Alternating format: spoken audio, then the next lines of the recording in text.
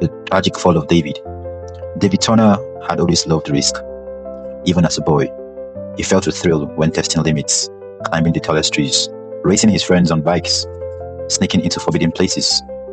But it was only in his early 20s that he discovered gambling, and with it, a sensation unlike anything else. At first, he started at a local poker table. He had placed a small bet, barely enough to matter. Yet, as he pushed his chips forward, a rush unlike any other shot through him.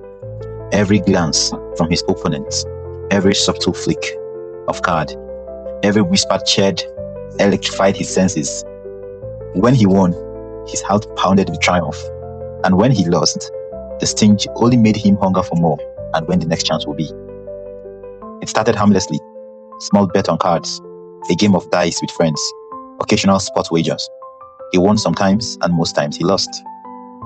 But each time, the excitement grew bigger. David told himself he was just having fun, that he was in control. But control is a fragile illusion when greed takes root.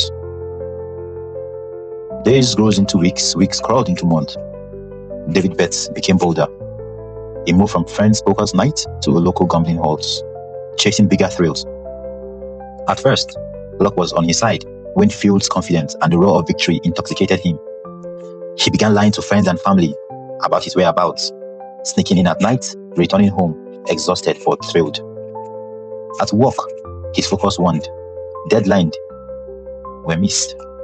Projects were delayed. Co-workers noticed the distraction in his eyes. Yet, David barely cared. The rush of the game was everything.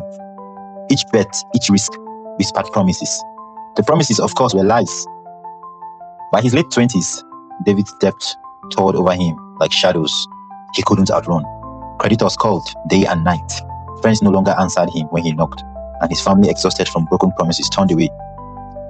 He had sold nearly everything: his car, his watch, even the guitar he once swore he would never part. One night, desperate and hollow, he walked majestically into the casino with the last of his money. A couple of money he had bought by the previous week from selling the guitar. His eyes burned with feverish hope. If he could just win tonight, everything could be fixed, he said to himself.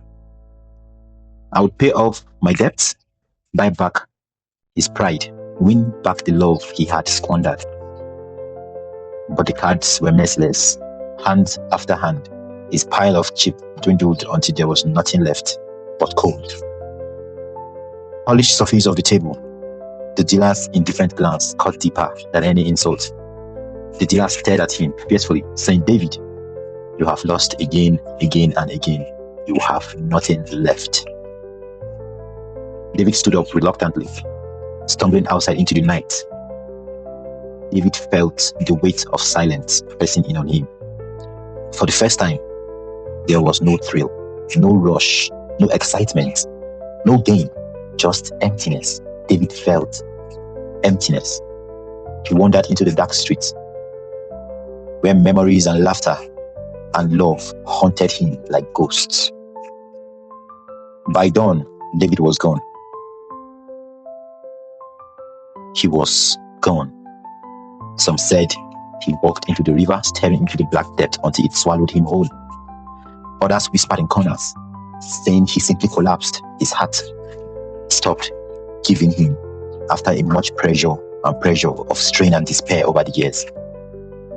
All that remained of David Turner was a cautionary tale of how greed can consume even the brightest of spirits, leaving nothing but ruin in its wake. Gambling is a menace that needs to be curbed. Don't be like David Turner. Think strategically and act fast. Watch before you talk. See you next time.